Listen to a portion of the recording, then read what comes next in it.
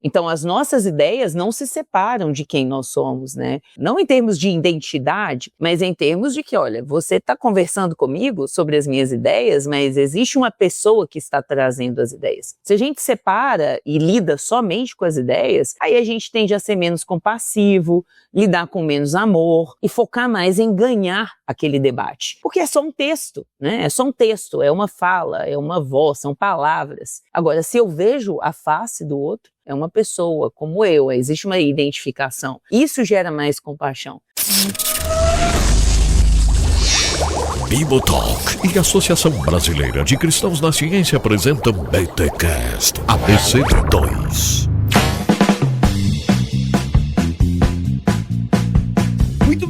Muito bem. Começa mais um BTcast ABC2 de número 84. Eu sou o Rodrigo Bibo e cansei de dialogar. Eu sou o Thiago Pereira e desde Platão a gente está tentando aprender a dialogar, não é agora que a gente vai saber tudo, né? Olá, eu sou Yara Miranda, quem tem medo de dialogar? Olha...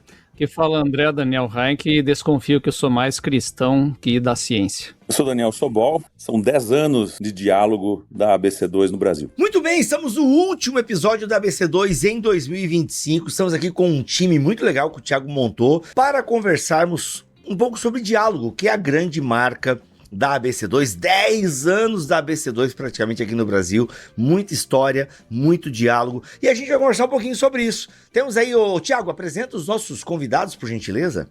A gente tem o André Heinck, que todo mundo já conhece, é de casa, mas a gente tá trazendo aqui a Yara também já gravou com a gente antes, né, Yara? Bem-vinda novamente ao BTcast ABC2. E o nosso querido Daniel Sobol. Sobol tá aí com a gente, caminhando já desde o início da ABC2, e ele é o nosso atual vice-presidente da ABC2, gente. Então, temos autoridade aqui presente hoje. E, Sobol, prazerão ter você conosco aqui. É sempre um prazer a gente poder conversar. E Yara também faz parte da diretoria da ABC2, gente. Olha aí, que é isso, hein? Que é isso? E assim, vamos conversar, vamos falar sobre essas caminhadas, as caminhadas com a ABC2. André Heinck também participa do grupo temático de história, né, André? Isso, essa turma que começou com a turma do Sul e agora tá aí com o Brasil inteiro, aí com historiadores. Brasil todo. Então cada um tem as suas experiências com a ABC2. O André é super ativo no grupo. Digamos assim que eu tô mais como um assessor, fazendo diagramação de anais de congresso, essas coisas aí, mas tamo junto. Foi só brincadeira. Olha aí, o André trabalha lá, cara. O André trabalha lá voluntariamente. Eu tô ligado. Não, e fazem fóruns online, coisa arada. Eu acompanho de vez em quando aí nas redes sociais. Não, a gente tem um GT muito ativo, cara. O GT de história é extremamente ativo. A gente teve esse ano um congresso, né? O segundo congresso, teve um há 2 anos atrás, um congresso online, e temos reuniões mensais. E tivemos esse ano 2 grupos de leitura, né? Então, realmente, bastante atividade no nosso grupo. Caramba, legal.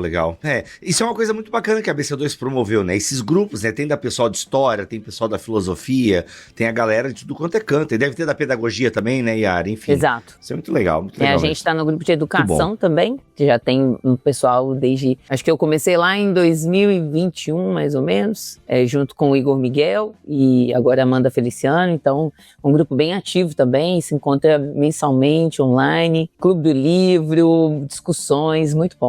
Grupos temáticos trouxeram preencheram uma lacuna muito importante, porque você abre um grupo local. Aí você tem lá um biólogo, um físico, um historiador e um cara de letras. E aí, tudo bem, o pessoal está entusiasmado em conhecer a área do outro, mas também essa sensação de pertencer a um grupo que fala mais a sua língua é muito importante. Então, quando abriram os grupos temáticos, né, gente de todo o Brasil participando, isso é muito rico. Bem, antes de conversarmos mais sobre isso, vamos para os nossos recados laboratoriais.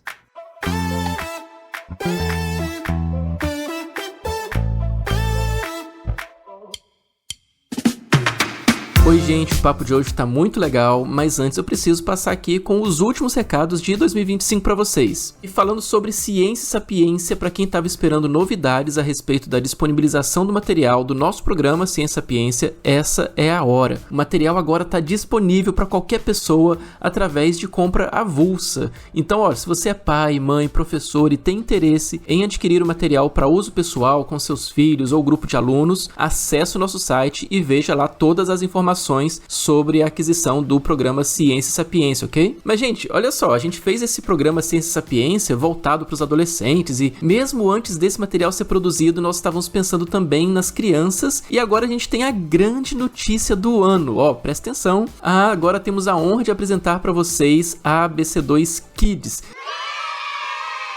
Sim, é isso mesmo. Há muito tempo, muitas pessoas têm perguntado quando que a ABC2 faria algo voltado para o público infantil e a espera acabou. A ABC2 Kids está sendo inaugurada com o lançamento de um livro incrível que já está em pré-venda na nossa loja e nós recebemos essa missão com brilho nos olhos, com entusiasmo, com muita gratidão e queremos caminhar juntos com as crianças nas suas perguntas e descobertas diante da fé e desse mundo maravilhoso. E nós queremos ajudar as crianças a descobrirem que estudar o mundo também é conhecer o nosso Criador, a desenvolver um senso mais profundo de propósito. Então essa relação entre ciência, admiração e fé, ela é formadora, ela é integral e ela é transformadora. Então preparem-se para a nova aventura junto com os cristãos na ciência. Se você quer conhecer melhor sobre a ABC2 Kids, olha, vai ter uma live de lançamento, vai estar salva no nosso canal no YouTube.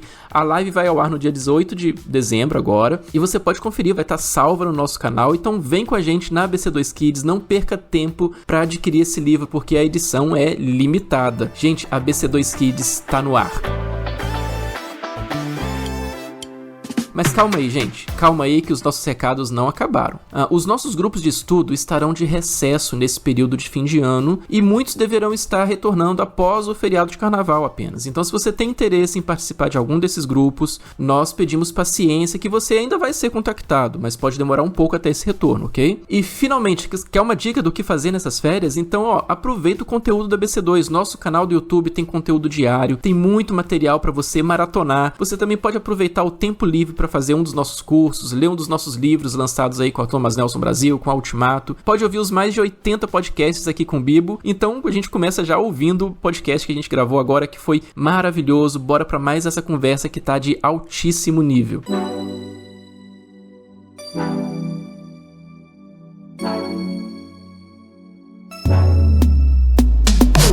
Gente, muito legal, a gente tá aqui com esse time que é incrível, pessoas que têm caminhado com a ABC2 há muito tempo, e a ABC2 tá aí, né? A ABC2 tá completando 10 anos em 2026, e 2026 vai ser ano de festa pra ABC2, então a gente tá inaugurando a festa de 2026 de 10 anos da ABC2 agora aqui nesse BTcast. E assim, a ABC2 existe porque tem pessoas que são comprometidas com uma fé, né? Com uma fé que ama a verdade, mas também que valoriza a ciência, que quer servir a Cristo de todo o coração, de toda a alma, de toda a mente. E esse é o nosso compromisso, né? Um compromisso com a palavra de Deus e também um compromisso que nós temos com o rigor científico, com o fazer científico. E a gente tem lidado com tudo isso ao longo desses anos, né? A gente quer refletir sobre esse propósito da ABC2 de lidar com esses dois universos, né? De lidar com esses dois campos de fé e ciência no ambiente brasileiro, né?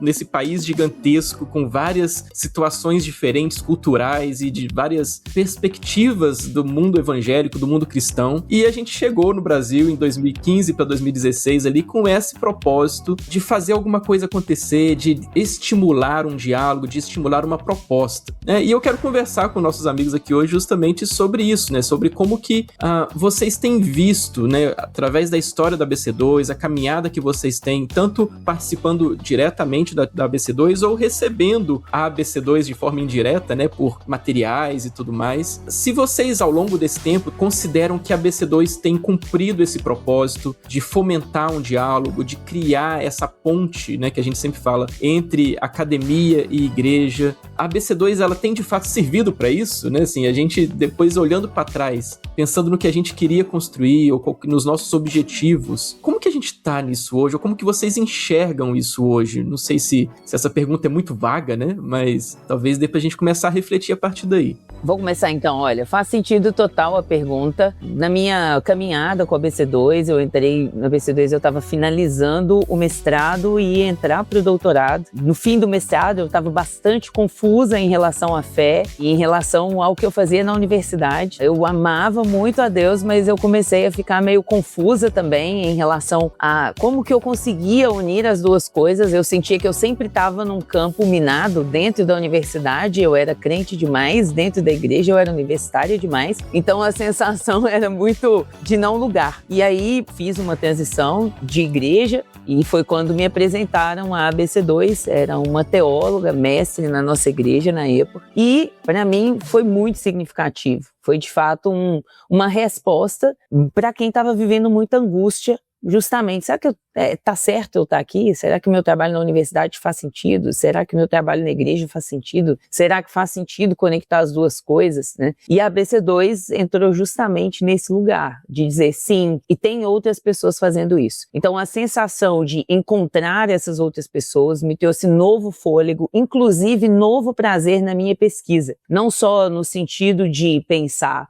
sim, a minha fé dialoga com a pesquisa, mas sim a beleza na minha pesquisa diante de Deus. E isso foi muito algo que o trabalho da ABC2, juntamente com o apoio dos meus pastores e mestres, ocasionou naquele momento de profunda crise. Então, ao invés de ser uma crise que me afastou de Deus, foi uma crise que me aproximou de Deus e me fez ter ainda mais prazer na minha área de pesquisa e depois seguir para o doutorado com muito mais alegria, inclusive já fazendo parte da ABC2. A ABC2 tem cumprido na medida em que tem vários autores mundiais que conversam sobre ciência e fé, ciência e religião há bastante tempo já. E nós não temos boa parte deles em português. Então, ao trazer a tradução, ao trazer entrevistas com eles, ou eventualmente nos congressos da ABC2, trazer eles para o Brasil para nós termos diálogo aqui, essa é uma parte muito importante. Por quê? Porque o diálogo demanda que você tenha assunto. Você não tem assunto, você não dialoga.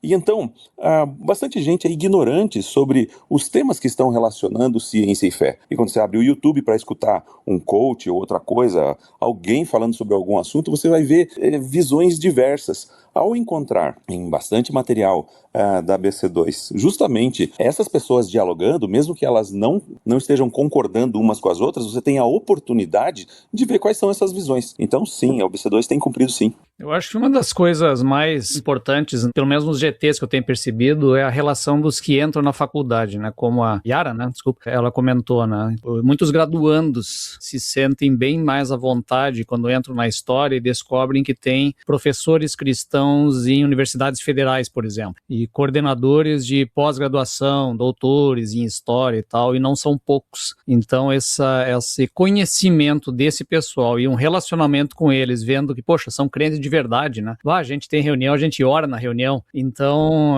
esse pessoal acaba descobrindo que sim, existe uma possibilidade muito boa já no início da sua carreira de compartilhar essas áreas que parecem ser tão distintas dentro da mesma vida, né? É possível ser um cientista e cristão ao mesmo tempo.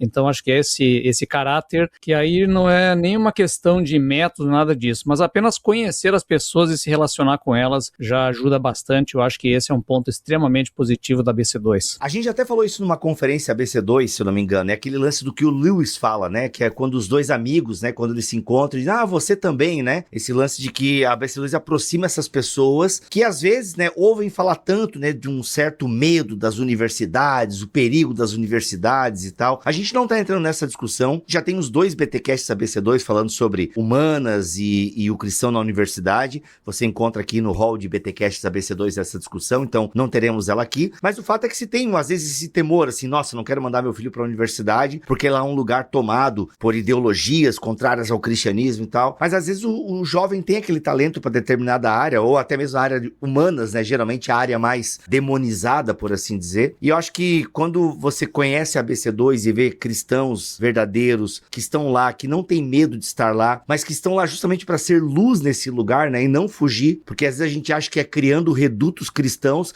que a gente vai salgar o mundo, né? Então a gente cria, vamos criar, daqui a pouco vai ter faculdade de humanas cristã, né? Como se isso fosse resolver o problema e não vai. Então a gente tem que estar justamente no meio ali para poder salgar no que for possível e tal, porque às vezes a gente também não vai ser ouvido e é normal a gente não ser ouvido, né? Jesus não foi ouvido por todo mundo, Paulo não foi ouvido por todo mundo, mas o que a gente aprende com Jesus e com Paulo é que alguns ouviram, né? É o que eu tiro, por exemplo, de Paulo no Areópago. Alguns ouviram. E às vezes é para esse alguns, né, que a gente fala e faz todo esse trabalho gigantesco. Ainda hoje eu recebo pergunta na minha caixinha, sabe? Sobre esse medo. Nossa, o que tu acha de cursar humanas em federal? Já recebi, acho que umas 3 semanas atrás. Nossa, quero cursar sociologia, mas tenho medo de perder a fé. Então, perguntas como essa ainda são realidade na igreja evangélica brasileira. E não deveria. Entende? Não deveria. É o tipo de medo que não deveria fazer sentido para um jovem cristão. E eu acho que a ABC2 ajuda.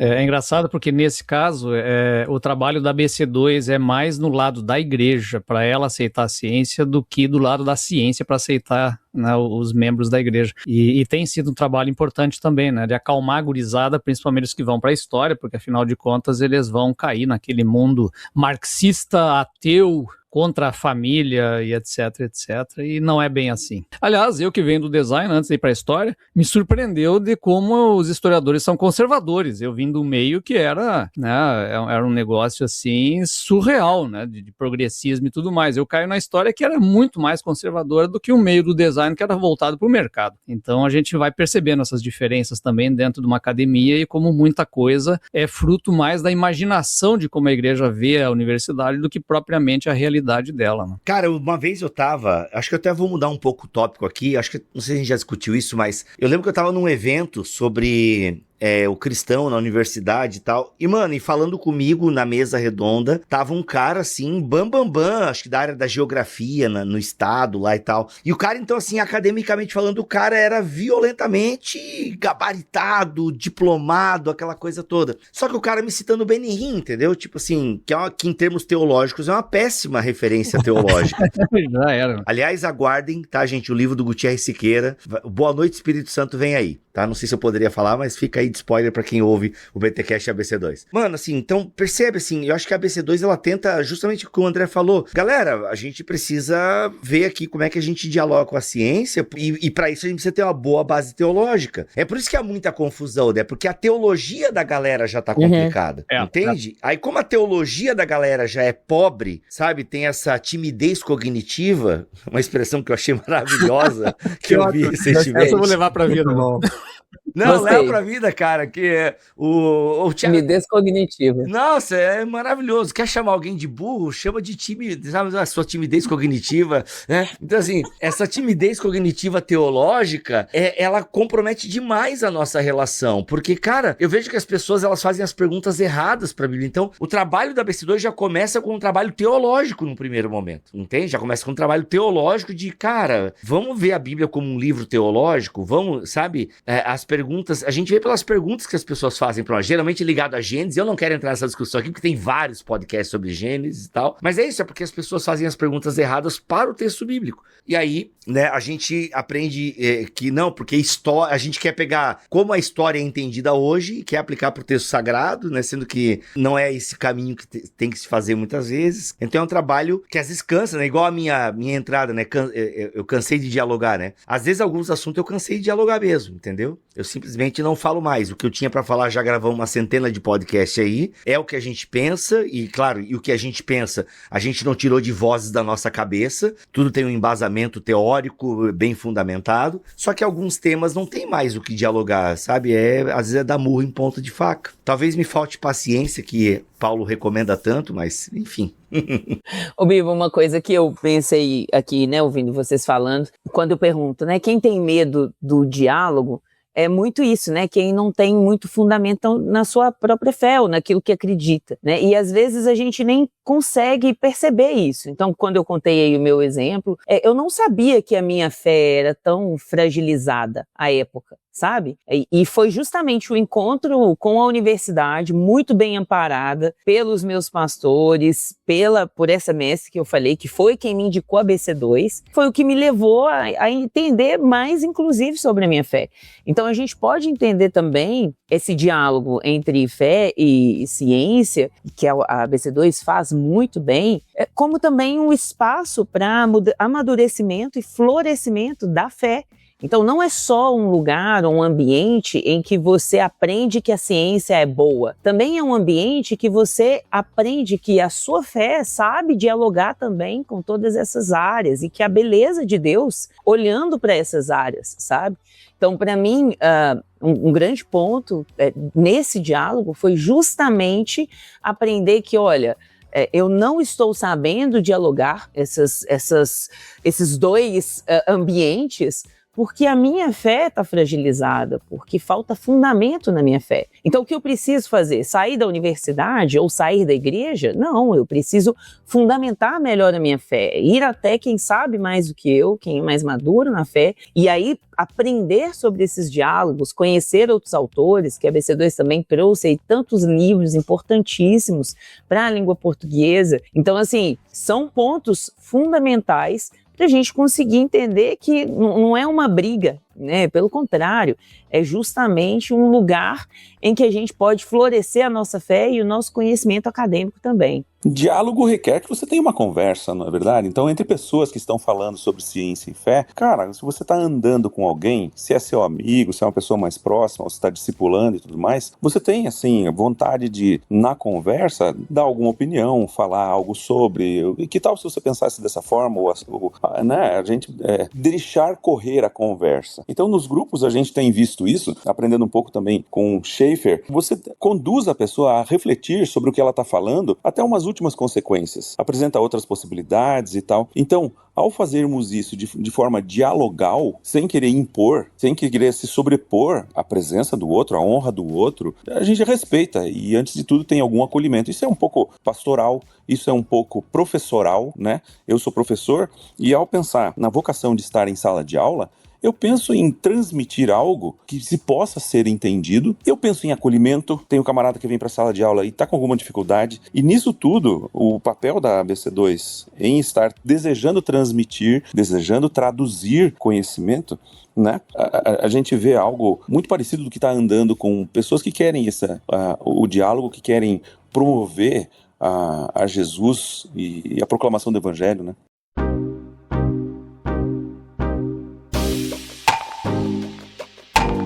Eu queria lembrar de uma coisa que a Yara estava falando no começo da fala dela, lá atrás, sobre esse processo de encontrar pessoas, né, assim, aí de repente você encontra outras pessoas no processo que têm dúvidas semelhantes ou que te ajudam na caminhada, e aí a gente começa a perceber que a ideia do diálogo, como se ela tivesse duas vertentes, né, ou dois fundamentos. Tem o diálogo entre ideias, de fato, né, o diálogo entre o campo da ciência, o campo da religião, os pensamentos da ciência, os pensamentos da teologia, por assim dizer, né, as questões da fé. Então, existe esse diálogo entre ideias, mas o diálogo, ele é um diálogo também entre pessoas, né? Então, assim, a gente às vezes está dialogando ideias, mas a gente também está dialogando com seres humanos, né? E pessoas, elas são complexas, pessoas às vezes são difíceis, e às vezes é mais fácil dialogar ideias do que dialogar com pessoas, né? Não sei se vocês também têm impressões semelhantes. E aí a gente vê isso, né? Assim, às vezes a gente quer só dialogar ideias, como se fossem coisas abstratas que não passassem pelas pessoas, de onde elas saem, né? E aí quando a gente começa a lidar com pessoas, é que parece que surgem os grandes desafios, né? A gente tem uma forma, então o diálogo, ele exige uma forma. O Bibo aí falou, né, que já cansou de dialogar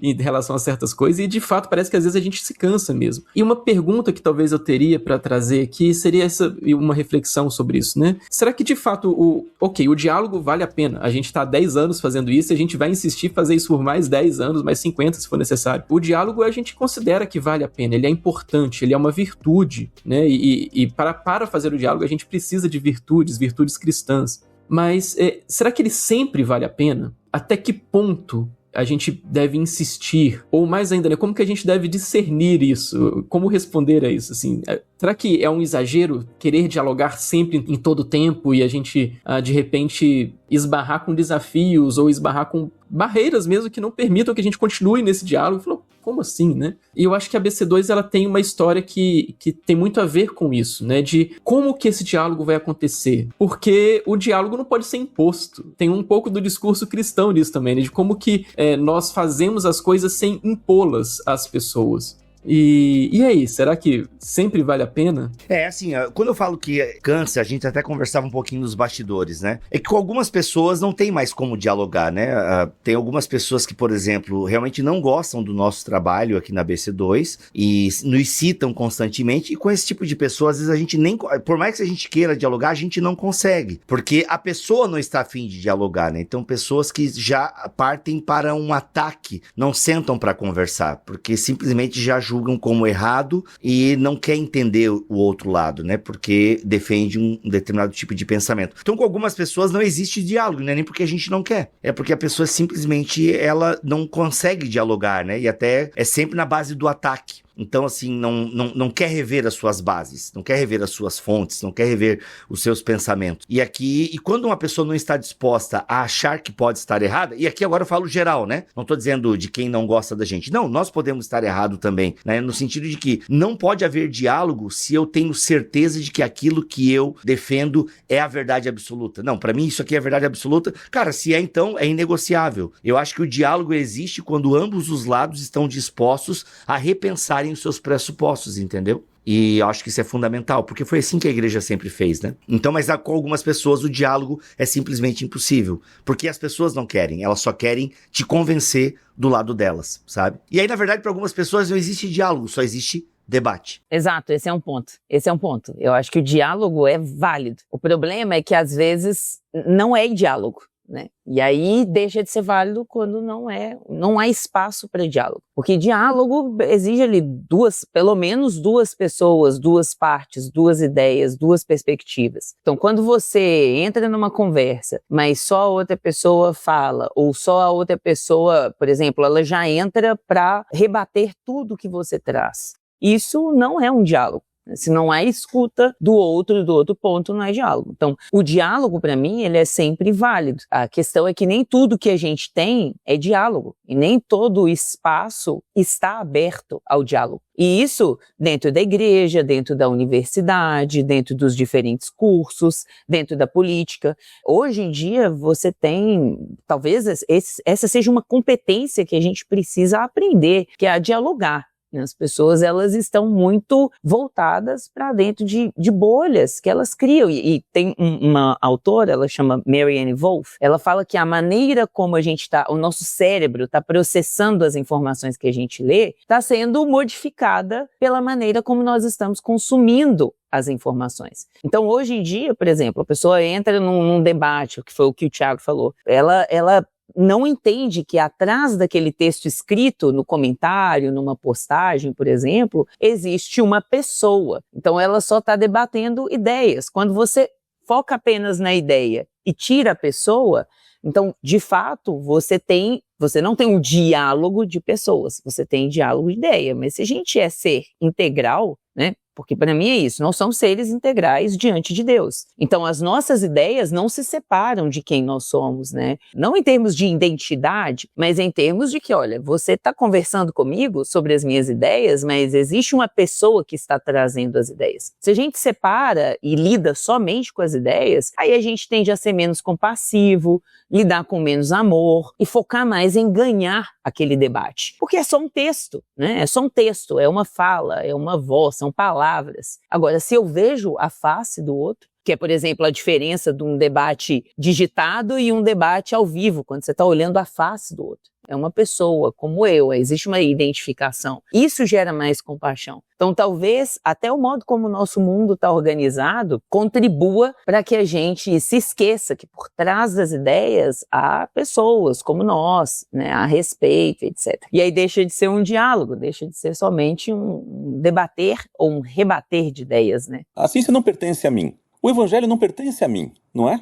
E na hora do diálogo, veja, dentro da universidade é bastante comum você ver pessoas que assumem uma posição daquilo que descobriram ou de uma certa ideia dentro da ciência, que se você fala algo contra, o cara se sente pessoalmente ofendido, né? Se ele fosse o dono da ciência.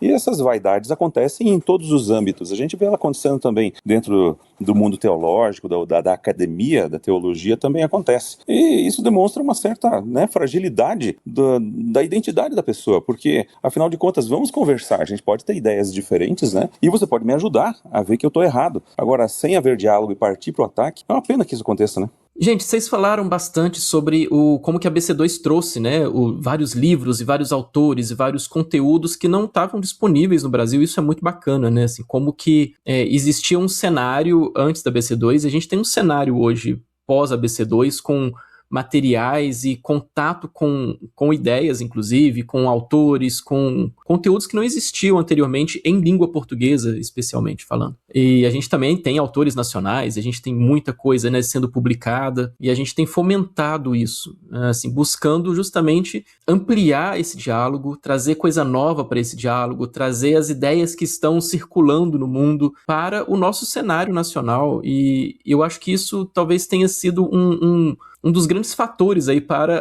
a caminhada da BC2, né, de criar um novo ambiente, de criar uma cultura intelectual. Eu acho que isso é muito interessante também. Eu não sei, nas caminhadas de vocês também, na universidade, na igreja, nas igrejas talvez que vocês têm passado, como que vocês têm visto isso? Se ao longo dessa década aí, né, em 10 anos, será que a gente já consegue ver alguma mudança? Será que a gente já consegue olhar e falar, puxa, isso está sendo falado porque a BC2 trouxe isso lá atrás, e a BC2 está contribuindo para mudar esse cenário. E talvez o que é mais que a gente precise, né? Assim, por mais quantos anos, ou de fato é uma caminhada longa de trazer isso, de continuar, né? Uma caminhada longa e de perseverança e de continuidade, trazendo as atualizações do mundo lá fora, da pesquisa, das universidades, dos seminários, enfim, das escolas de teologia e de ciência, que têm trazido coisas novas nesse sentido. Eu estou vendo contribuição nessa área, sim, porque, por exemplo, esses dias estava conversando com um pastor na igreja,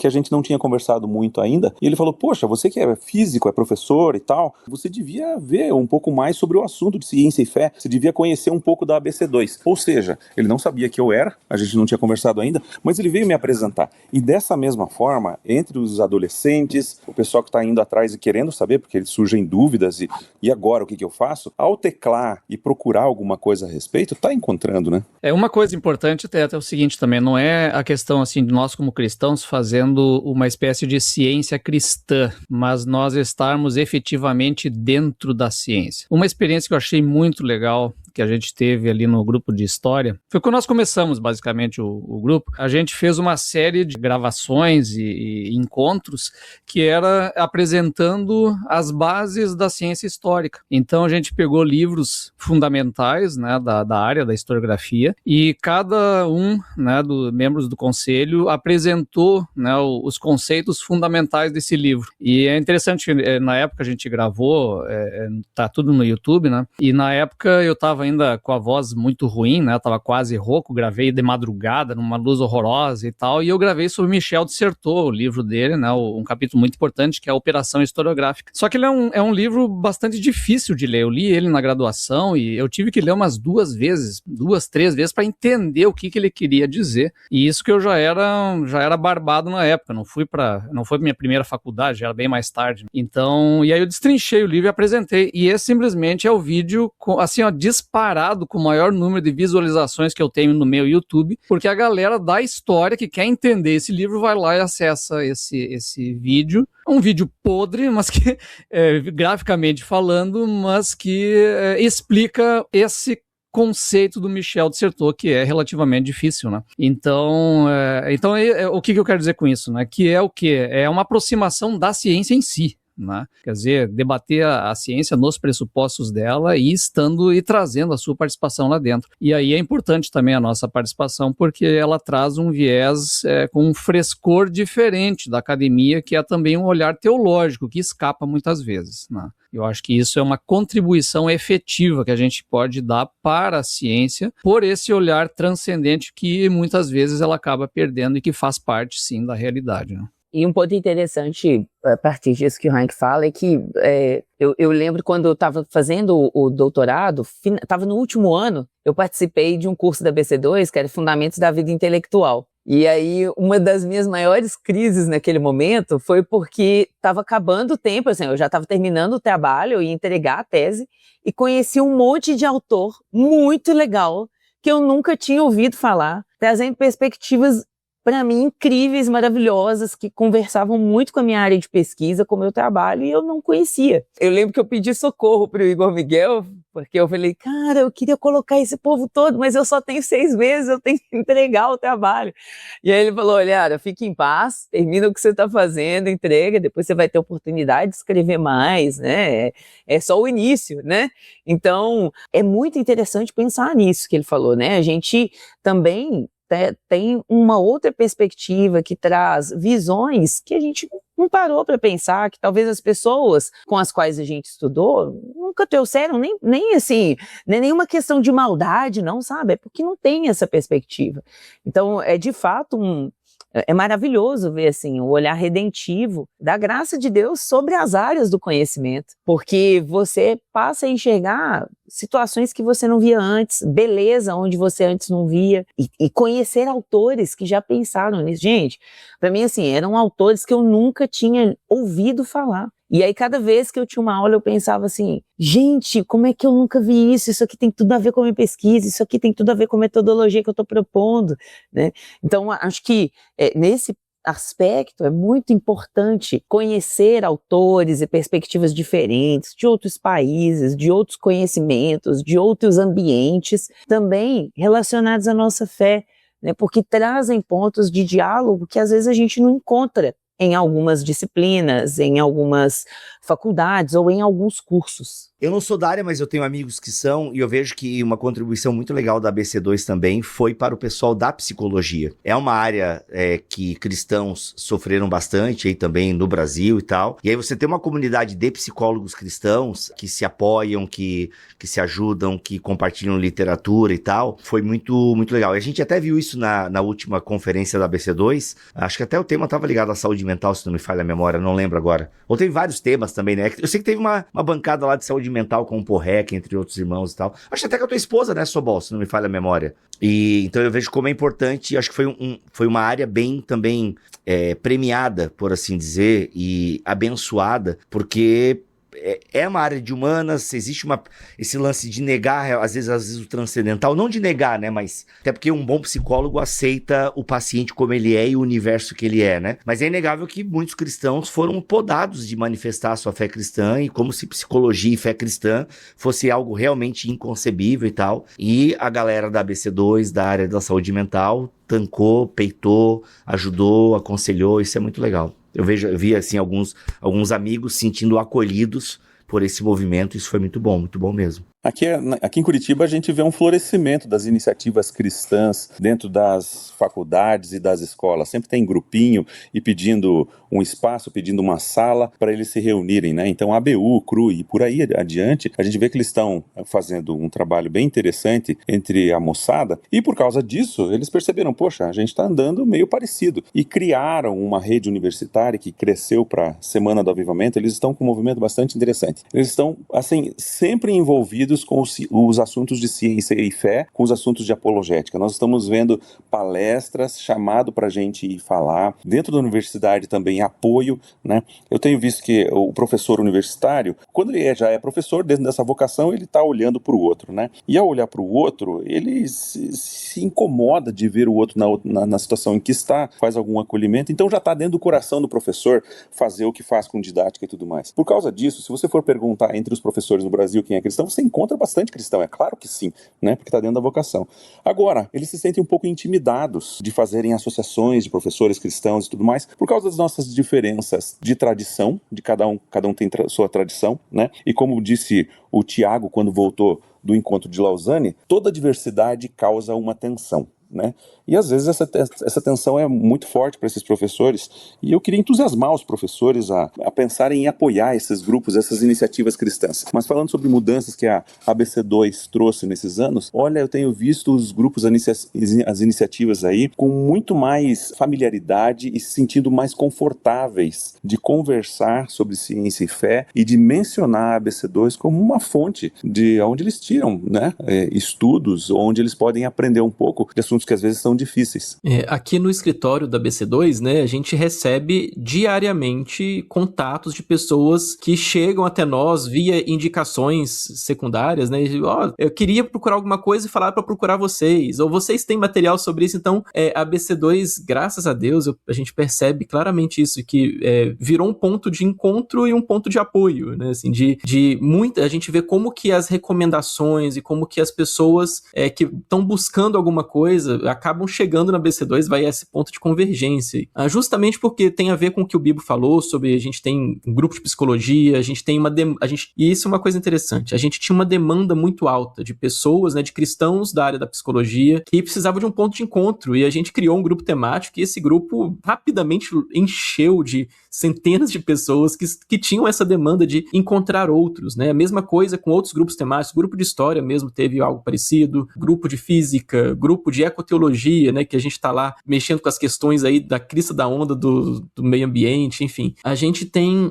muitas coisas e muitas temáticas, e a ABC2 eu acho que isso é muito bacana entender, né? Que a ABC2, ela, nesse contato entre fé e ciência, as ciências são muitas, e há espaço para muita gente de muitas áreas diferentes, né? E isso não era feito no Brasil. A gente não tinha um lugar onde cientistas de diversas áreas pudessem se encontrar. Ou a gente não tinha conteúdo ou fundamentos para pessoas de diferentes áreas da ciência lidarem com suas questões particulares. A gente fala sobre ciência, e até hoje é assim, né? A gente fala sobre ciência e religião e as pessoas, geralmente, a primeira coisa que remete à mente são as questões de Gênesis, as questões com criação, criacionismo, evolução e tudo mais. E em muitos círculos, o debate de ciência e religião, ou o diálogo de ciência e religião, fica restrito a essa temática, né? Sendo que na BC2 o nosso foco sempre foi expandir isso para que pessoas de outras áreas da ciência que também têm as suas questões também pudessem ser acolhidas, também recebessem apoio, encontrassem outros pares, né, para poder dialogar e se aprofundar nessas temáticas. Vocês falaram aí sobre como que, acho que é a Yara que falou, né, sobre como que a gente vai conhecendo outros autores e aí de repente a gente conhece tanta coisa de tantas outras áreas, então a gente tem, a graduação ela humilha a gente um pouco, né, o doutorado humilha um pouco mais. Ele pisa um pouco no pescoço. Aí a gente chega na BC2 e a gente se sente mais humilhado ainda porque a gente descobre que existem centenas de áreas diferentes com pessoas habilitadas e super capacitadas conhecendo materiais e autores que a gente sequer imaginaria que existiriam. E a gente está ouvindo pessoas de áreas diferentes contribuindo nessas interseções aí, nas interfaces entre fé e ciência e teologia. E eu sou um cara da biologia, meu doutorado, mestrado, doutorado na área de botânica, e de repente eu me vi interessado em assuntos de teologia que eu nunca imaginei que eu estaria interessado. E aí, de repente, eu conheci pessoas, conheci autores que a minha trajetória puramente acadêmica nunca me levariam, né? Então, a ABC2, ela acaba abrindo essas portas e janelas para várias áreas para a gente enxergar outros, e essas conexões, elas vão fazendo com que o nosso conhecimento seja enriquecido e a gente consegue conectar conhecimentos ou áreas do conhecimento que a gente não conseguiria se a gente tivesse confinado às nossas áreas específicas, né? Acaba que a gente, nessa caminhada, há uma possibilidade de construção de interdisciplinaridade muito bacana. Eu acho que esse é um dos trunfos da ABC2, né? De não estar restrita a uma área, mas de ter essa conexão, né? Então, o diálogo, ele gera conexões, ele traz pessoas, ele aproxima não só ideias, quanto também pessoas e faz com que a gente saia enriquecido, né?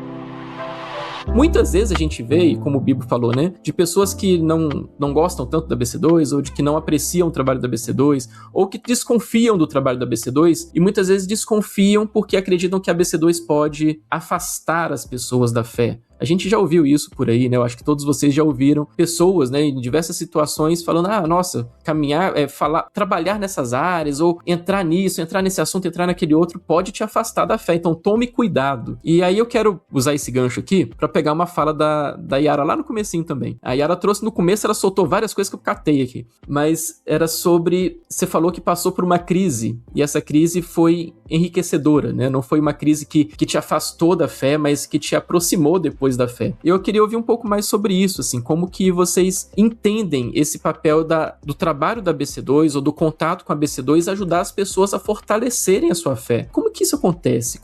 Quero ouvir mais, Yara, de você falado sobre isso.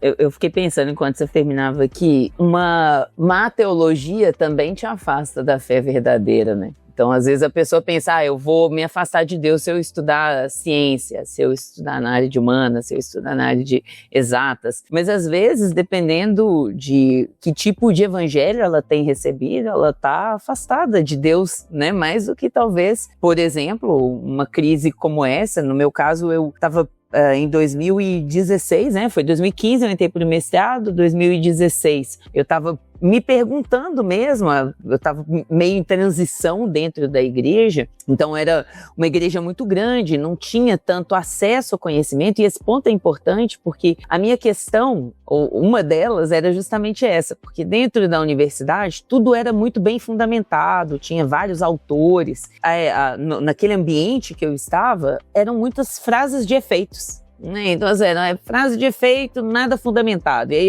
a minha pergunta era, será que eu tô do lado certo? Né, assim, que tinha essa visão do tipo, será que é isso mesmo, né? Será que eu não tô me juntando com a força errada? Só que eu tinha muita certeza de quem Deus era, sabe? E aí a minha dúvida era, poxa, então, ou Deus não existe, e aí pra mim o mundo acabou, porque nada faz sentido pra mim sem Deus. Era esse o meu pensamento, né? Vou largar tudo e vou ser feliz. Não era isso, era tipo assim, cara, se Deus não existe, qual que é o sentido desse mundo? Era essa a minha questão. E aí, quando eu fiz essa transição, tive pastores mais próximos que me acompanharam, que me indicaram o trabalho da BC2, né? E eu conheci tudo isso. Não é um contraponto. Existe sim fundamentação na sua fé. O ambiente onde você está é que não está te dando isso. Então, de fato, é como o Thiago disse, foi um momento de... Eu lembro que eu conversei com o Guilherme de Carvalho, na época ele já era, ou ele era presidente ou vice-presidente nesse momento da BC2, e ele falou, Yara, como cristãos, nós temos 2 trabalhos, é jornada dupla. Você aprende a sua área e você aprende sobre a fé. E aí você precisa enxergar o mundo a partir da fé, a partir de Deus, a partir da relação de Deus, da sua relação com Deus, com o próximo, com a criação. E aí que eu fui entender isso, né? Aí que eu fui entender, não é só me dedicar num dos lados, não é só me dedicar aqui no meu trabalho na igreja, nem me dedicar só no meu trabalho na universidade. É um trabalho conjunto, como eu disse, nós somos seres integrais diante de Deus, então eu não sou uma pessoa dentro da universidade e outra dentro da igreja. E aí descobri que havia possibilidade de fazer isso, inclusive olhando para irmãos que já faziam isso, para mim foi assim...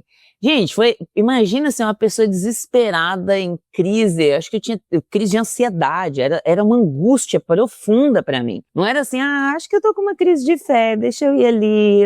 Não era isso, era assim, ou Deus existe ou nada faz sentido. E a vida não faz sentido. E aí, uma pessoa que está nesse nível de desespero, encontrar irmãos e pessoas que falam, não só Deus existe, como Ele está nisso aí que você está vivendo, né? Isso é um chamado de Deus para você conhecê-lo mais e enxergar o mundo a partir dele. Poxa, isso foi uma mudança não só para a minha área de conhecimento, né? Mas para a minha caminhada de fé. Então, sem dúvida, né? O trabalho que a BC2 faz e a caminhada com também irmãos que tenham esse olhar para isso, né? Eu destaco aí o papel das igrejas, né?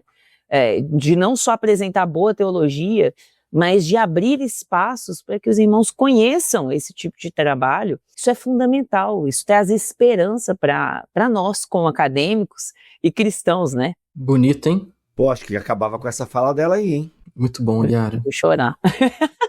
Não é que eu queira terminar, não. É que foi bonito assim, né? Tipo, a gente termina hypado, entendeu? Tipo, Gente, muito legal isso. Voltando, pegando aqui, né, essa belíssima fala da Yara, eu acho que a gente, e caminhando para o nosso final aqui, eu acho que a gente queria pensar um pouco para fora da BC2 e talvez para aqueles que nos ouvem e aqueles que estão chegando na BC2 e aqueles que ainda vão chegar, né? Aquelas pessoas que chegam cheias de dúvidas, cheias de receios, de desconfiança, né? E nessa possibilidade aí sobre como relacionar fé e ciência. Eu acho que eu queria terminar ou caminhar para o final com isso, assim, o que a gente pode dizer para essas pessoas, né? O que a gente pode oferecer para elas e o que talvez a BC2 teria a oferecer para elas nesses próximos anos. Ou até mesmo aqueles que não creem em Deus, né? E que vão chegar, vão ver a BC2 de longe e às vezes vão querer chegar mais perto. Então, você já viu essa linha das crianças, quando você fala a primeira vez sobre a Arca de Noé? A cara que eles fazem, maravilhados, e imaginando aquela fila de macho e fêmea entrando na arca, tal. Daí você fala assim, pois é, e será que a borboleta entrou na arca? E aí então você termina com uma oração falando que Deus é maravilhoso e que ele criou todas as coisas. Bom, a criança cresce e ela começa a se perguntar, a se questionar, e ela escuta coisas fora. E às vezes ela é amparada com alguns argumentos que fazem ela pensar, opa, que é isso que eu tô pensando? Isso traz dúvidas. Então é natural a gente ter dúvidas, a gente precisa ter dúvidas. E se essas dúvidas foram amparadas em alguns argumentos, a gente precisa continuar nessa busca de argumentos, ser curioso, procurar saber o que vem por aí. E essa linguagem às vezes não é fácil, porque é propósito da ABC2 criar essa comunidade intelectual cristã e tal. Mas às vezes os temas são difíceis. Então, meus parabéns para a ABC2, que nesses anos todos tem se voltado a preparar uns temas um pouco mais fáceis de mastigar, como é, por exemplo, o programa Ciência e Sapiência. Agora está começando aí o ABC2 Kids. Isso tudo traz para um povo que está começando a caminhada intelectual agora a ver esses temas tão importantes, da onde tirar um suco para começar a ter um alento aí. Poxa, estou tão perdido nessas histórias todas, o que eu vou fazer? Então, sim, eu desejo que a ABC2 permaneça nesse caminho, que floresça ainda mais a entrega para a moçadinha que está chegando e que a gente consiga despertar aí alguns professores também que já estão querendo fazer alguma coisa a entenderem o seu papel. Não, eu não sou partidário de ficar fazendo pregação dentro de sala de aula, não me parece que é esse o propósito, especialmente se você não está numa universidade, numa escola confessional, né? Você tem que ser um bom professor. É isso, você tem que ser um bom professor. Mas assim, apresentar os temas, criar dúvidas e mostrar caminhos diferentes, isso é nosso caminho, é nosso papel.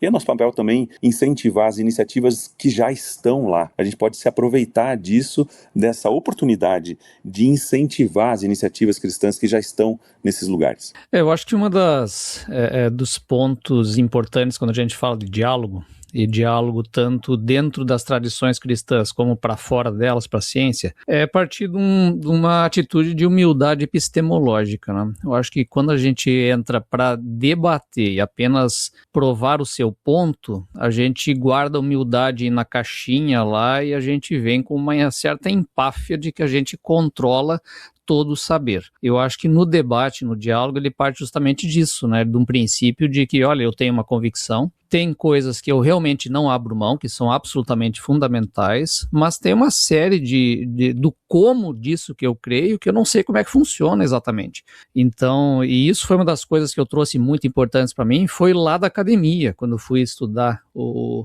Paul Ricoeur, e ele fala da questão da representância, né? Ou seja, né, que existe uma verdade, né, e existe uma verdade, inclusive, absoluta, no caso, falando da história lá no passado, mas eu não tenho acesso direto a ela, eu tenho apenas uma pista dela. Então eu tenho essa convicção de uma verdade, mas ela está sujeita a revisões. E esse sujeito a revisões implica que eu tenha que ter uma humildade sobre aquilo que eu tenho como convicção. Ele pode sofrer um ajuste.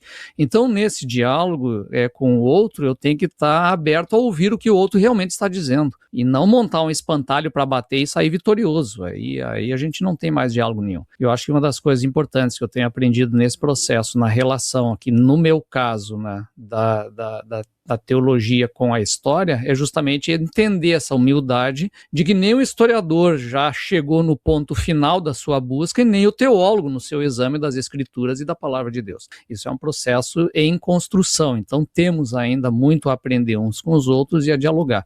Eu acho que isso parte de uma atitude fundamental de humildade que a gente precisa resgatar na conversa. Isso é bem contracultural em última análise. Eu lembrei agora, a gente foge um pouquinho do assunto ou não sei, aí vocês decidem se a gente fugir ou não, mas eu vejo os comentários quando o Vitor Fontana, um amigo da ABC2 aqui também, quando ele vai em podcasts, né, assim, os grandes podcasts do Brasil, a galera não gosta do Vitor. Entendeu? Porque o Vitor é um cara dialogal, que respeita parte do respeito, ouve o outro, não concorda, mas, né, considera a opinião do outro. Quando vai dar a dele, dá de maneira muito humilde, né? Então, assim, e aí o pessoal, não, nada a ver, tinha que chamar o fulano de tal, porque esse cara aí é muito manso, entendeu? Tipo, a galera gosta de ver o embate, tipo assim, o sangue.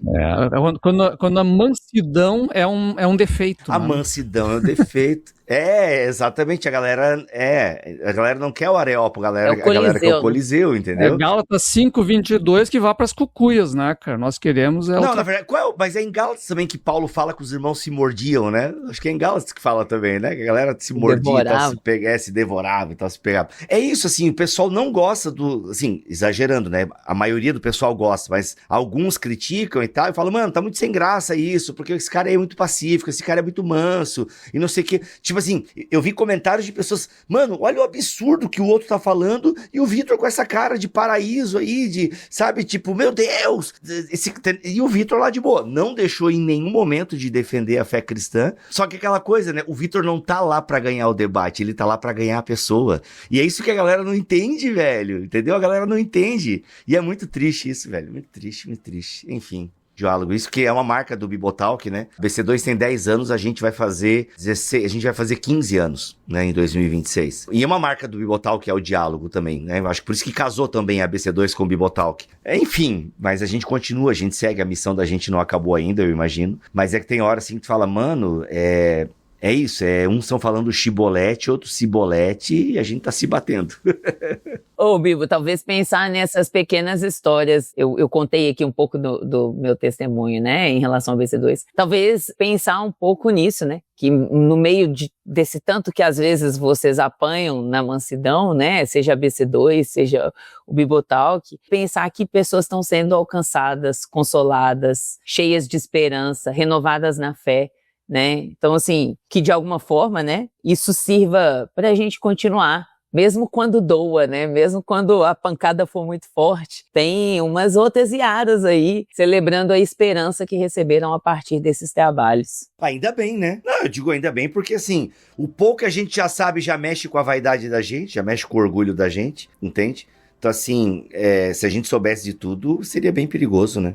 É isso aí. A gente não vai ver tudo, né? A gente não vê os efeitos do nosso trabalho. A gente não vê muitos frutos das sementes que a gente... E as sementes são plantadas, né? E glória a Deus por isso, né? Que a gente é instrumento de Deus, a gente é ferramenta nesse trabalho, a gente vai passar, vai vir outras pessoas, né? Saber que a gente não tem esse peso todo de carregar sozinho um ministério nas costas, uma associação nas costas, mas que é Deus que está fazendo por meio de nós e que outras pessoas virão e que esse trabalho pode continuar por muito tempo nas mãos de várias outras pessoas que virão, né? Isso é muito legal, é muito animador também. E eu acho que essa é uma mensagem que a gente pode deixar aqui para encerrar o nosso episódio de hoje, né? A BC2 está concluindo aí, está começando a celebração dos seus 10 anos. 2026 vai ser ano de festa. E a gente quer mais 10 e mais 10. A gente quer caminhar com muito mais gente. A gente quer abrir portas e criar pontes com muitas outras pessoas que vão encontrar a BC2. E que Deus nos abençoe nisso, né? Nesse processo todo de cultivar o diálogo, de aprender a dialogar, de glorificar o nome de Deus em tudo isso. Gente, é isso então. Obrigado, Yara, por participar desse programa aqui. Valeu por estar com a gente. Sobol também, primeiro podcast que participa. André, que já é da casa. E galera, é isso. Foram 84 programas, né? Finalizando agora aqui em 2025. Fora outros BTcasts da BC2 que não entraram na contagem da BC2, mas na contagem do BTcast. Então, cara, isso é muito legal, né? A gente tá chegando aí provavelmente a quase 1000 podcasts gravados e lançados, né? Na família Bibotalk.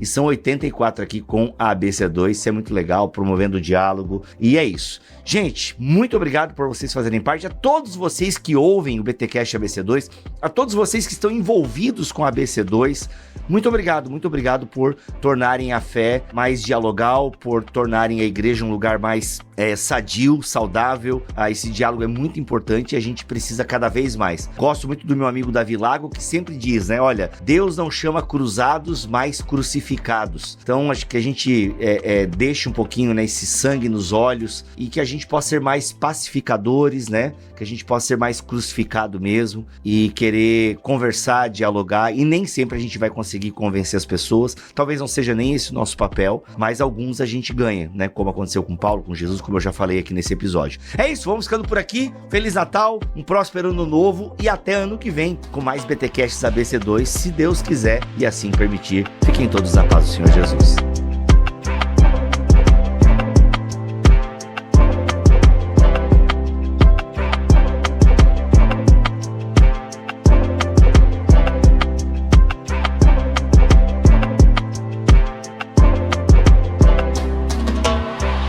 Este podcast foi editado por Bibotalk Produções.